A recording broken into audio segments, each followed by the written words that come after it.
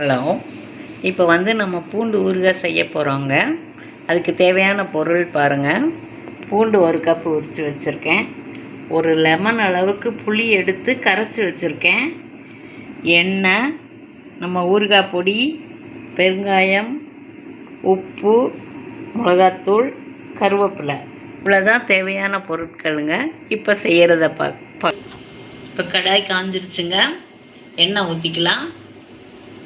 ஒரு 4 ஸ்பூன் ஊற்றியிருக்கேன். இதில் கட்டி பெருங்காயம் இதை போட்டுக்கலாம். முதல்ல கொஞ்சம் எண்ணெய் காயட்டு. இப்போ பெருங்காயம் போட்டுக்கலாங்க. கொஞ்சம் அது பொரிஞ்சு வரட்டும்.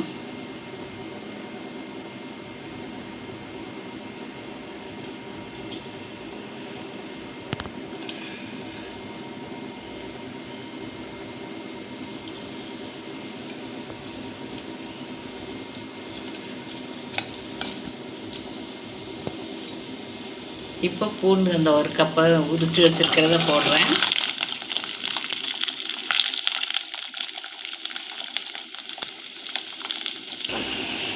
இப்போ 2 நிமிஷம் வதங்கிடுச்சுங்க. இப்போ கருவேப்பிலை போட்டுக்கலாம். போட்டுட்டு புளி தண்ணி ஊற்றிடலாம்.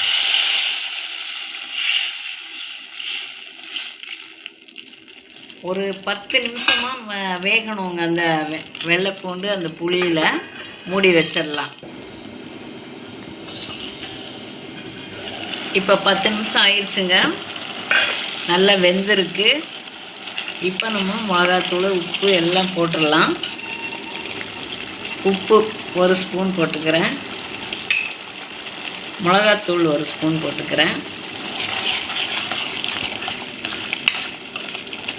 அப்புறம் நம்ம ஊறுகாய் பொடி, கடுகு, சீரகம், வெந்தயம் 3 வறுத்து ஆற வச்சு பொடிச்சு வச்சுருக்கிறேன். அந்த பொடி தாங்க. இன்னும் 1 நிமிஷம் மட்டும் கொதிக்க விட்டு இறக்கிக்கலாம். இப்போ ஊறுகாய் ரெடி ஆயிடுச்சுங்க.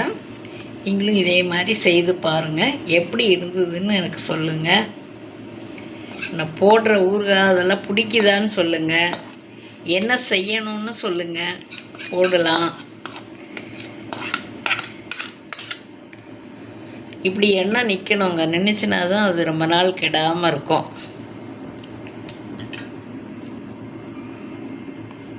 தேங்க்ஸுங்க.